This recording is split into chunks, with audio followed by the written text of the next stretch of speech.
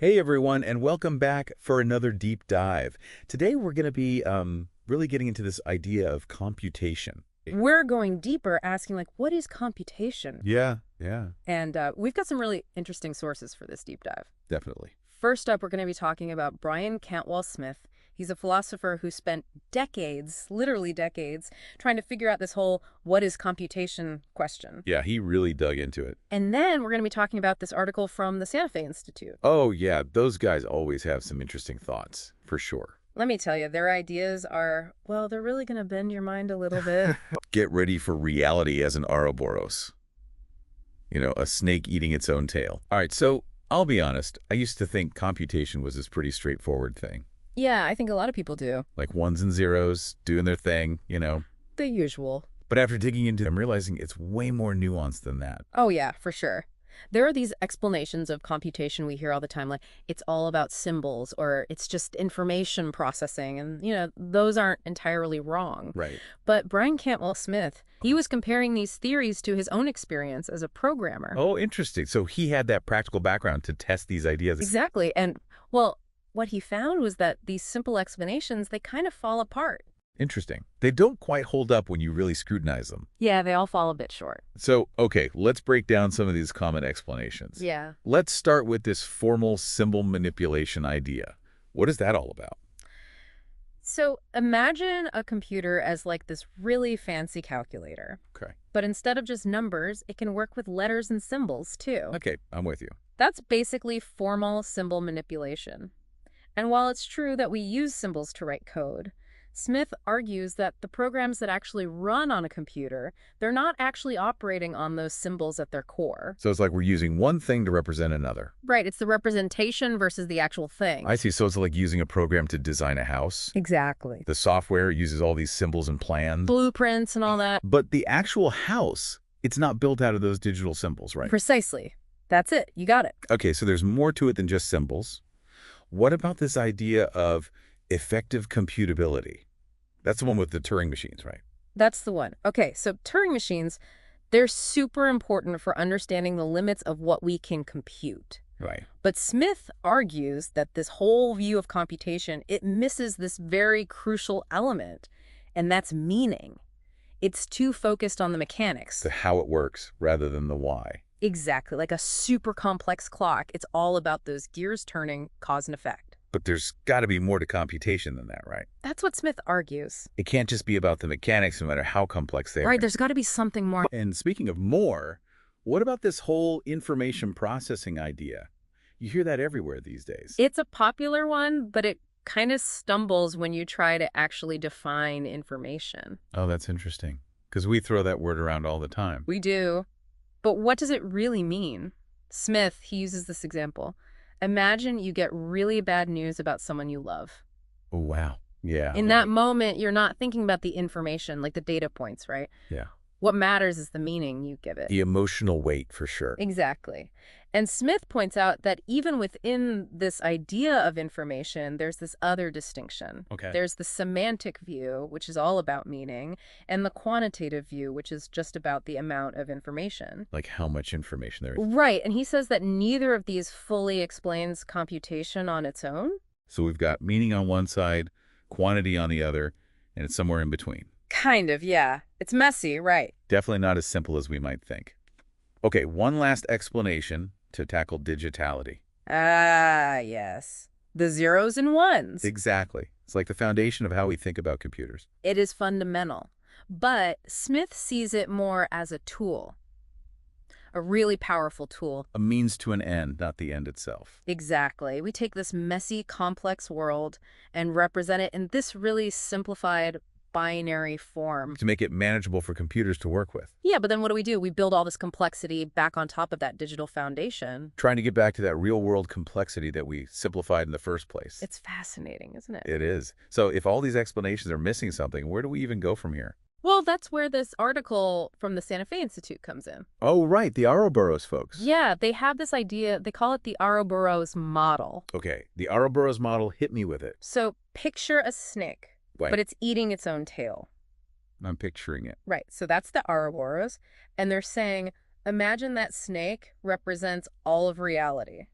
Okay, the snake is reality. Yeah, and each part of the snake, each segment, is a different way of explaining things. So, like, physics would be one segment. Exactly. Physics, math, biology, even the mind, consciousness, all of it. So instead of scales, it's got, like, equations and neurons and stuff. I love that, yeah. And the really wild thing is there's no starting point. What do you mean? It's a loop, right. Let's hope. So where you choose to begin on that snake, it totally changes how you see everything else. Oh, I see, I see. So it's like your starting point determines your whole perspective. Exactly. So, for example, let's say you're someone who thinks math is the foundation of everything. Okay, like a modern-day Platonist. Yeah, exactly. They might start with the math segment of the snake Okay. and then go to physics, because that's math in action, right? Right. Then biology, which is just physics and chemistry, but more complex. And eventually they circle back around to the mind. Exactly. And they might even say that consciousness, it all comes from mathematical principles. Wow, so it's like math all the way down. Kind of like the Matrix, but with equations instead of code. I love that analogy. But someone else, they might start their Ouroboros journey somewhere totally different. Okay, where would they start? Let's say they're a neuroscientist. Okay. They're fascinated by the brain. So they might start with neurobiology, then move to the mind, because that's what the brain does, right? Right. And then maybe from there, they look at physics and math and say, well, this is just how our brains interpret the universe. So their snake starts biting its tail in a completely different spot. Exactly. And the journey unfolds in a whole new way. It's like choosing which lens you're going to view reality through. I like that, yeah. And it's not just about different disciplines having different starting points either. What else is there? Krakauer and Wolpert, the authors of this article, they say each segment of the Ouroboros is also kind of chewing on its own tail. Chewing on its own tail. What does that even mean? Think about it like this. Each field of study, whether it's physics or philosophy, they're always questioning themselves. Like self-critique? Exactly. They're refining their methods, pushing the boundaries what they know, trying to find the flaws in their own thinking. So it's like a built-in mechanism for growth. Exactly. Yeah. And they're saying we need all of those perspectives, all those tail-chewing disciplines to really understand reality. No one discipline has all the answers. Right. It's the whole messy, interconnected loop that matters. Which brings us back to computation. Right. Because if we ditch this idea that we need one perfect definition, And we see it as part of this bigger Ouroboros instead. then we start to see it everywhere, this interplay of meaning and mechanism. So where does that leave us with our original question? What is computation? Well, it seems like the answer might be that there isn't one answer. You know, it's funny. At first, that was kind of frustrating. Yeah, I get that. Like, I just wanted a nice, neat definition. But the more we talk about it, Yeah. I'm starting to see how cool it is that it's not so simple. It's like this puzzle, right? The more you look at it, the more complex it gets. Exactly. And, you know, Brian Cantwell Smith, the philosopher we talked about, Yeah, he actually finds this lack of a single definition, he finds it really exciting. he does. He really does. Which, I have to admit, is not my usual reaction when I don't get a clear answer. Right. So what is it about this open-endedness that he finds so compelling? For him, it's all about the possibilities. It means we have to think outside those neat little boxes. We can't just file it away under one definition and be done with it. Exactly. We have to wrestle with these bigger questions about meaning, about how meaning and mechanism work together. Because those are two really different things when you think about it. Right. You've got the physical stuff, the hardware, and the software. And then you've got these intangible things like ideas and intentions. And somehow those come together to create something as powerful as computation. It reminds me of reading a book. Like you're looking at these marks on a page, just ink and paper, really. Right. But somehow they create entire worlds in your mind. There's a kind of magic to it, isn't there? There really is. And it's not just in computers either. Exactly. It's everywhere. It's like how our brains work. I mean, we're still trying to figure that out. Oh, yeah. But it's all these neurons firing and connecting. Creating these complex patterns. And somehow that creates our thoughts, our emotions, our whole experience of the world. Computation isn't just about machines and code. It's about how we understand the world. It's about how we make meaning. So we're all participating in computation all the time without even realizing it. In a way, yeah. And here's another cool thing about ditching the need for a single definition. What's that? It helps us see the connections between different fields of study. Like philosophers and computer scientists, they're both asking these really similar questions. Really? I never thought about it like that. Oh, yeah.